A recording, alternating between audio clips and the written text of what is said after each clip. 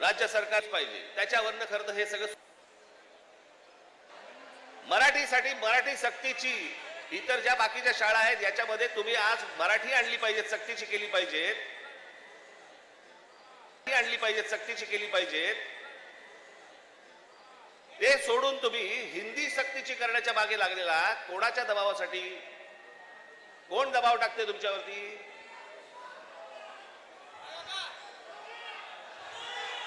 हे केंद्रामधलं हे केंद्राचं पूर्वीपासूनच आहे, काँग्रेस असल्यापासूनच आहे हे सगळं।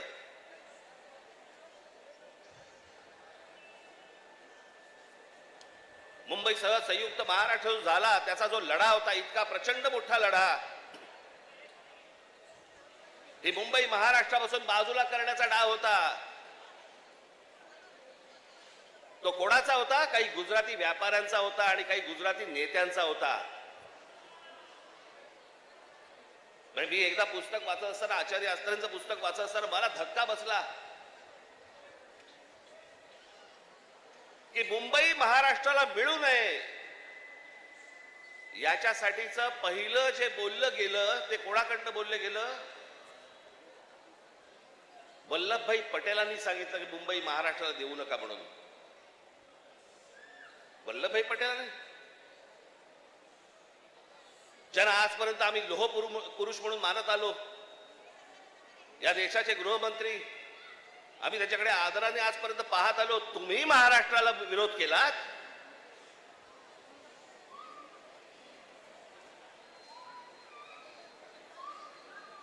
ज्या ज्या वेळेला महाराष्ट्रामध्ये आंदोलन झाली आहेत त्या त्यावेळेला हे मोरारजी देसाई गोळीबार करून लोकांनी ठार मारले होते, मराठी माणसाला ठार मारले होते इथे महाराष्ट्रात। गेले अनेक वर्षांचा ह्यांचा मुंबईवरचा डोळा आहे, अनेक वर्षांचा। हे सहज नाही होते सगळ्या गोष्टी। मी त्या दिवशीच्या माझ्या भाषणामध्ये मी म्हटलं ना, हे चाचपडून बघतायत, तुम्हाला चाचपडून तपासून बघतायत की हिंदी भाषा आणली, बघू महाराष्ट्र विरोध करतोय का, बघू मराठी माणूस पेटतोय का, बघू मराठी माणूस जिवंत आहे का। आणि तो जर शांत दिसला तर हिंदी ही भाषा आणणं ही त्यांची पहिली पायरी असेल। आणि हळूहळू हळूहळू हळूहळू या सगळ्या गोष्टी करून मुंबई ताब्यामध्ये घ्यायची आणि ती गुजरातला मिळवायची, हे ह्यांचं स्वप्न आहे।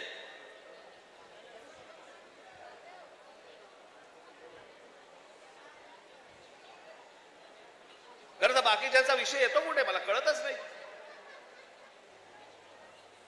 विषय भाषेचा आहे।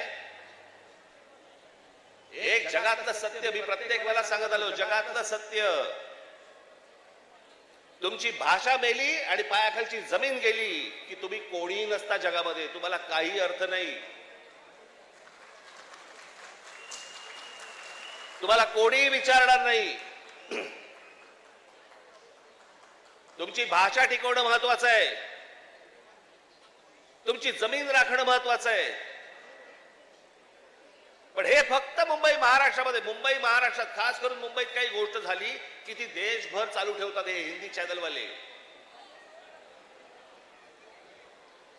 हे कसले हिंदी चॅनलवाले?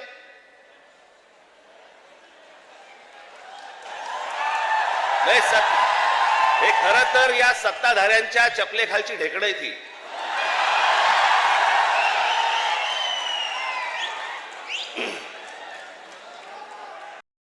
तो कोणाचा होता? काही गुजराती व्यापाऱ्यांचा होता आणि काही गुजराती नेत्यांचा होता। मी एकदा पुस्तक वाचत असताना, आचार्य आस्त्रेंचं पुस्तक वाचत असताना मला धक्का बसला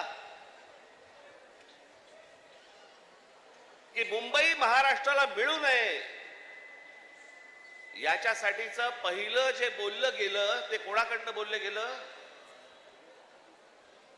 वल्लभभाई पटेलांनी सांगितलं की मुंबई महाराष्ट्राला देऊ नका म्हणून। वल्लभभाई पटेलांनी, ज्यांना आजपर्यंत आम्ही लोह पुरुष म्हणून मानत आलो, या देशाचे गृहमंत्री, आम्ही त्याच्याकडे आदराने आजपर्यंत पाहत आलो, तुम्ही महाराष्ट्राला विरोध केलात।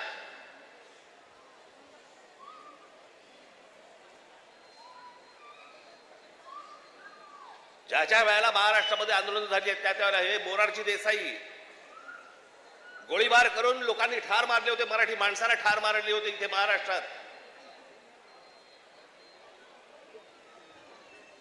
गेले अनेक वर्षांचा ह्यांचा मुंबईवरचा अनेक वर्षांचा हे सहज नाही होते सगळ्या गोष्टी. मी त्या दिवशीच्या माझ्या भाषणामध्ये मी म्हटलं ना, हे चाचपडून बघतायत, तुम्हाला चाचपडून तपासून बघतायत की हिंदी भाषा आणली, बघू महाराष्ट्र विरोध करतोय का, बघू मराठी माणूस पेटतोय का, बघू मराठी माणूस जिवंत आहे का. आणि तो जर शांत दिसला तर हिंदी ही भाषा आणणं ही त्यांची पहिली पायरी असेल. आणि हळूहळू हळूहळू हळूहळू या सगळ्या गोष्टी करून मुंबई ताब्यामध्ये घ्यायची आणि ती गुजरातला मिळवायची, हे ह्यांचं स्वप्न आहे.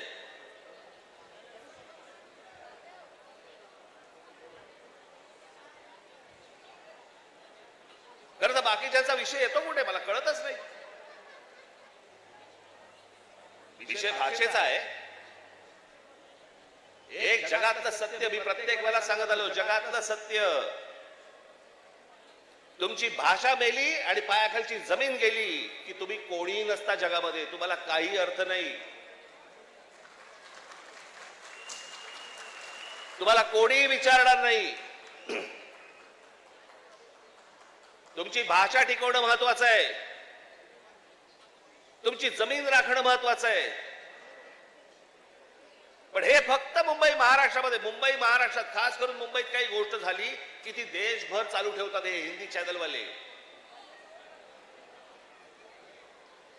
हे कसले हिंदी चॅनलवाले?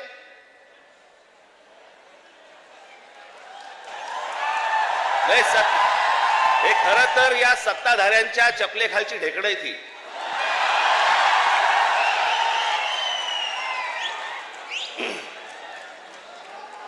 आता बघा, थोड्या वेळात बघा सुरू करतील, राज ठाकरेने उगला जहर.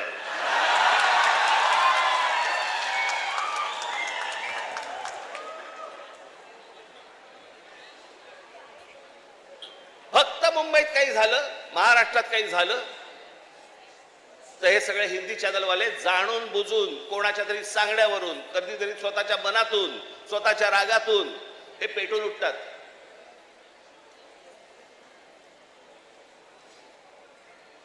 माझ्या बिहार मधले जे काही लोक आहेत, माझं त्यांनाही विचारणं आहे,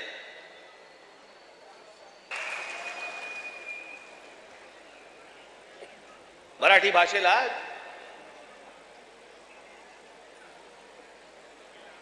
अभिजात भाषेचा दर्जा मिळाला.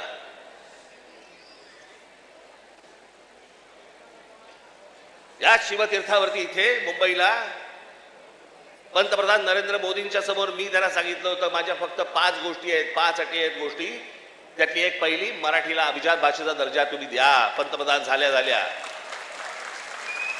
दर्जा दिलाय, वर्ष झालं, 1 रुपया नाही आलाय.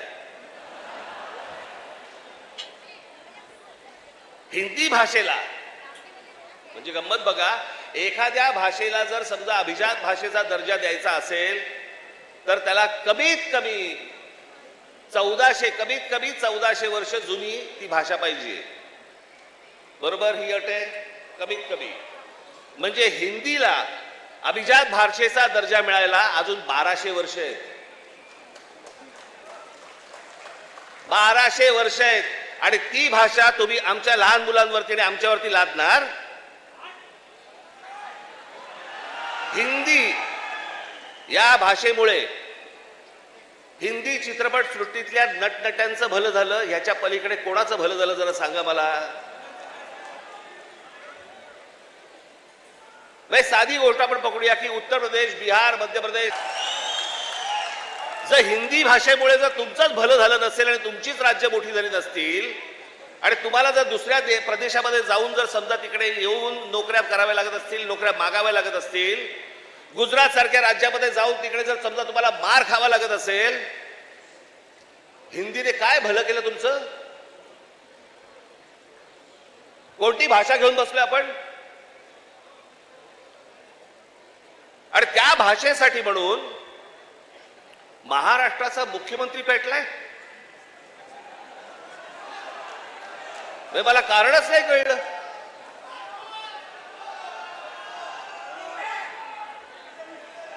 मी तुम्हाला साधी गोष्ट सांगतो, हिंदी ही या देशात कोणाचीही मातृभाषा नाही. हे पहिल्यांदा सर्वांनी लक्षात घ्या. ज्याची काल परवाकडे कालफडीत मारली ना, त्याला विचार तुझी मातृभाषा कुठची.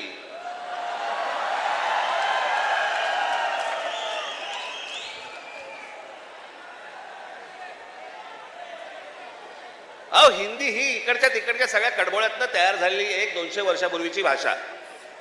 बाकीच्या सगळ्या तर केवढ्या जुन्या भाषा आहेत. उत्तर प्रदेश, बिहारला आता समजलं पाहिजे, राजस्थानला तर समजलं पाहिजे. मी आता एक आणलं इथे उदाहरणार्थ बघा. हिंदी या भाषेमुळे हिंदीने किती भाषा मारल्या, तर जवळपास 250च्या आसपास भाषा मारून टाकल्या. त्याच्यामध्ये कांगरी, गडवाली, कुमाऊनी, अवधी, हरियाणवी, ब्रज, भोजपुरी, मगधी, बाघेली, छत्तीसगडी, बुंदेली, माळवी, दिल्ली, नागरी, बागरी, मारवाडी अशा अनेक भाषा आहेत.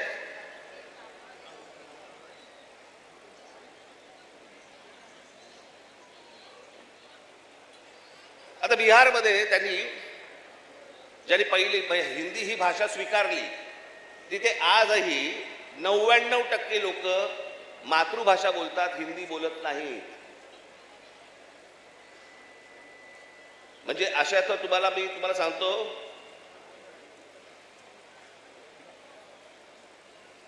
हनुमान चालीसा आहे ना, हनुमान चालीसा, ज्याला तुम्ही हिंदी म्हणता, ते अवधी आहे, हिंदी नाही.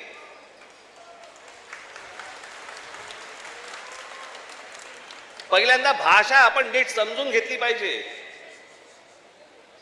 मराठी भाषेचा आपण इतिहास नीट एकदा समजून घेतला पाहिजे. पण ह्यांना भाषेवरती यांचं प्रेम नाहीये. माझं तर सगळ्या भाषांवरती प्रेम आहे. माझा तर दावा कदाचित चुकीचा नसावा, परंतु महाराष्ट्रामधले जेवढे काही नेते आहेत त्या सगळ्यांपेक्षा हिंदी माझं बरं आहे. आणि याचं कारण माझे वडील.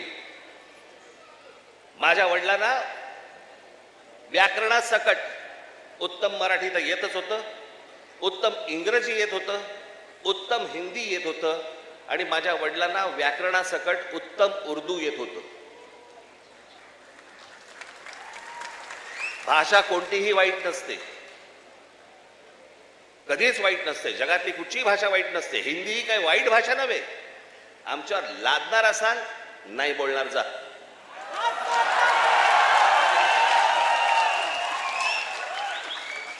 आणि लहान मुलांवरती तर नाहीच नाही. काही विषयच येत नाही या गोष्टींचा. त्यांचं राजकारण काय चालू आहे ते पहिलं बघा तुम्ही. या सगळ्या गोष्टी मी तुम्हाला आत्ताच सांगतोय. मी माझ्या पत्रामध्ये पण दिलं होतं, आम्ही हिंदू आहोत, हिंदी नव्हे.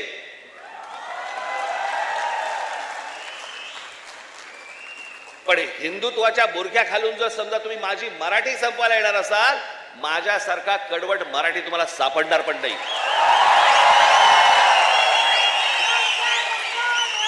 हिम्मत असेल तर हात लावून दाखवा तुम्ही.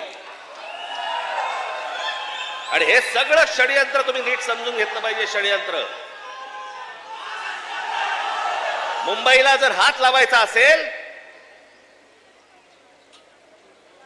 तर या ठिकाणचे सगळ्या मीरा भाईंदर पासून तिथे पालघर पर्यंतच्या सगळ्या जेवढ्या मतदारसंघ आहेत, हे मतदारसंघ ह्यांना अमराठी लोकांचे करायचे आहेत.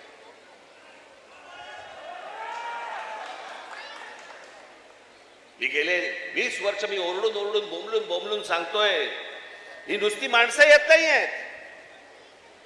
हे नुसते इमारतींमध्ये माणसं येत नाही आहेत. इमारती उभ्या राहतात आणि बाहेरची माणसं येत आहेत. इमारती उभ्या राहतात आणि बाहेरची माणसं येत आहेत. नुसती माणसं नाही येत आहेत, हे मतदारसंघ बनवत आहेत.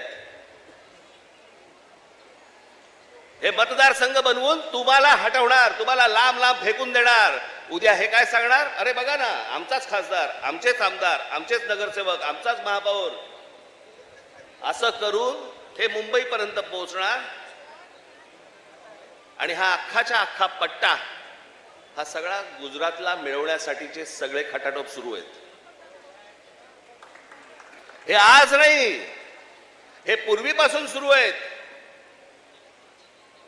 पूर्वी त्यांनी तर जाहीररित्या सांगितलं होतं, पण आता कसं आहे, आता हे लपून छपून हळूवार पद्धतीने या सगळ्या गोष्टी सुरू आहेत. हे काय षडयंत्र हे आपण नीट ओळखा, हे समजून घ्या. हा सहज आलेला माज नाही. हे जे आज तुमच्या अंगावरती येतात आणि तुम्हाला सांगतात नाही मराठी नाही बोलणार, आम्ही नाही बोलेंगे, हा जो माज आहे ना, हा माज तिथून आलेला आहे, तिथून.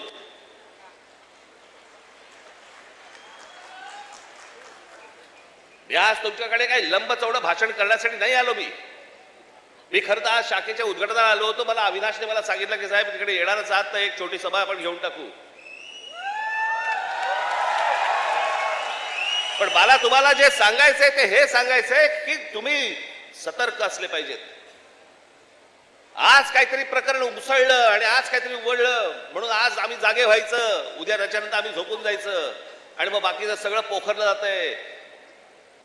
भुसभुशीत जमीन असते ना, घुशी तिकडे होतात, खडकामध्ये घुशी नाही होत. तुम्ही खडकासारखे टणक असले पाहिजेत. महाराष्ट्राची तुम्ही भक्कमपणे बाजू उभी केली पाहिजे. महाराष्ट्र काय हा तुम्ही समजून घेतला पाहिजेत. मी जे सतत तुम्हाला जे सांगत असतो ना, 1400 वर्ष राज्य केलेला हा महाराष्ट्र या प्रांतावरती. मी अनेकदा बोलत आलो, तुम्हाला सांगत आलो की ह्याला पर्शियन लोक ह्याला हिंद प्रांत म्हणत. छत्रपती शिवाजी महाराजांची घोषणा पण काय होती, हे हिंदवी स्वराज्य व्हावे ही नव्हती, हे हिंदवी स्वराज्य व्हावे ही होती. या हिंद प्रांतावरती आमची सत्ता असावी. हा संपूर्ण हिंद प्रांत आमच्या हातामध्ये असावा. बाहेरच्यांनी येऊन आमच्यावरती इथे सरकार स्थापन नाही करायची. आम्ही कोणी गुलाम नाही आहोत. या प्रांतावरतीचा अधिकार कोणाचा असेल तर तो आमचा आहे. आणि 1400 वर्ष या मराठेशाहीने जे राज्य केलं, ज्याला आपण म्हणतो ना अटके पार आम्ही झेंडे फडकवले. अटके पार झेंडे फडकवले म्हणजे काय, आजही मला असं वाटतं पाकिस्तानच्या वायुव्याला नैऋत्यला तो अटक नावाचा किल्ला आहे, त्या किल्ल्यावरती भगवा ध्वज फडकला. ते अटक किल्ला, तो अटके पार झेंडे फडकवले आम्ही. तिथपर्यंत पोहोचले होते मराठे. तो महाराष्ट्र हतबल आहे. तो महाराष्ट्र यांच्या समोर हात पसरतोय. आम्ही भिका मागायच्या आम्हाला न्याय द्या म्हणून. तुम्ही या महाराष्ट्राचे राजे, तुम्ही या महाराष्ट्राचे मालक. बाकीची माणसं बाहेरून आली, ती तुमच्यावरती रुबाब करणार आणि आम्ही हतबलतेने त्यांच्या समोर बोलणार, अरे नाही नाही भाई साहब ऐसा मत. का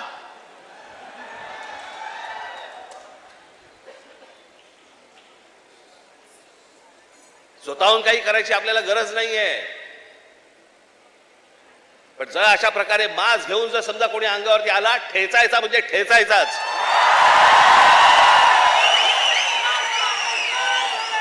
त्या दिवशी तो कोणतरी भारतीय जनता पक्षाचा एक खासदार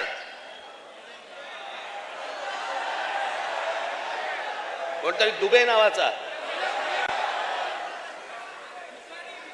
कसा काय बोलला, मराठी लोगों को हम यहां पे पटक पटक के मारेंगे. झाली का हो केस त्याच्यावरती?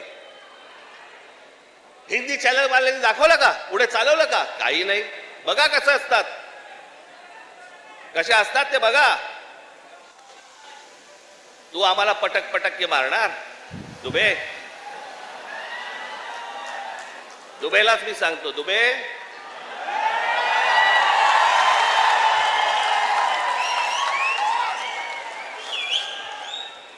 तुम मुंबई में आ जाओ,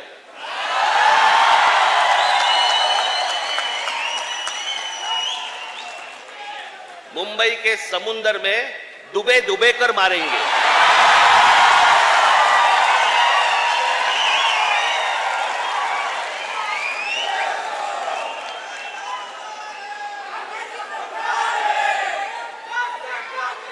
त्याला हिम्मत होते बघा कशी। तुम्ही जर काही बोललात तर त्याची राष्ट्रीय बातमी होते, तुम्ही जर कुठची अमराठी माणसाबद्दल काही गोष्ट बोललात तर ती राष्ट्रीय बातमी। पण हे ज्यावेळेला बोलतात त्यावेळेला त्यांना माहिती असतं सरकार आमच्या मागे आहे।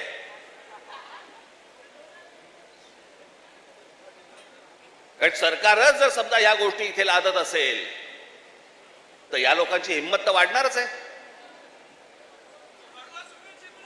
एक गोष्ट त्या दिवशी मी सांगितली, पुन्हा एकदा सांगतो, तुमची सत्ता असेल ती लोकसभेमध्ये आणि विधान भवनामध्ये, आमची सत्ता रस्त्यावरती आहे, रस्त्यावरती। काय नाही, 56 इंचाची तुम्ही पण छाती बाहेर काढून फिरा। हा महाराष्ट्र आहे, तुमच्या बापाचा महाराष्ट्र आहे। परत कोणी जर महाराष्ट्रामध्ये वेडं वाकडं वागायचा प्रयत्न केला, माझा महाराष्ट्र सैनिक त्याचा गाल आणि त्याचा हात या सगळ्या गोष्टींची युती झाल्याशिवाय राहणार नाही।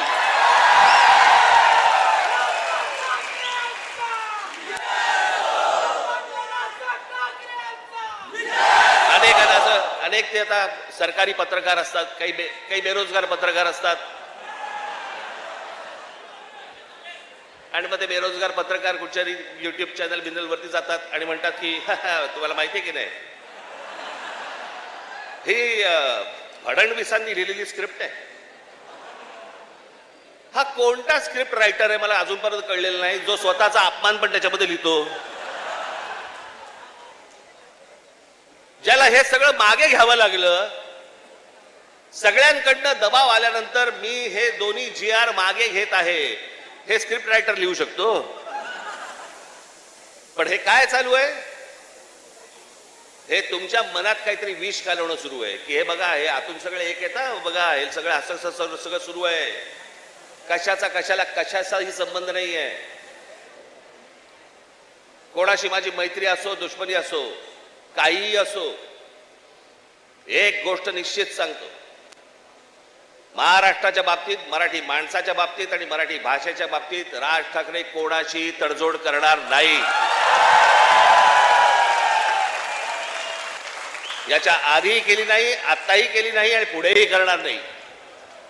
मला असं वाटतं तुम्ही देखील त्याच पद्धतीने महाराष्ट्रामध्ये राहिलं पाहिजे, जगलं पाहिजे, वावरलं पाहिजे।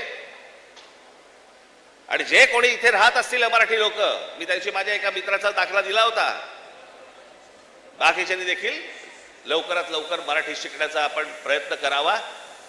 आम्ही तुमच्याशी मराठीत बोलू। माझं तुम्हाला सांगणं आहे, ज्या ज्या ठिकाणी जाल, दुकानात गेलात, बसमध्ये गेलात, ट्रेनमध्ये गेलात, टॅक्सीत बसलात, कुठेही गेलात, जास्तीत जास्त प्रमाणात म्हणण्यापेक्षा कायमस्वरूपी तुम्ही समोरच्याशी मराठीमध्येच बोला, त्याला मराठीत बोलायला भाग पाडा।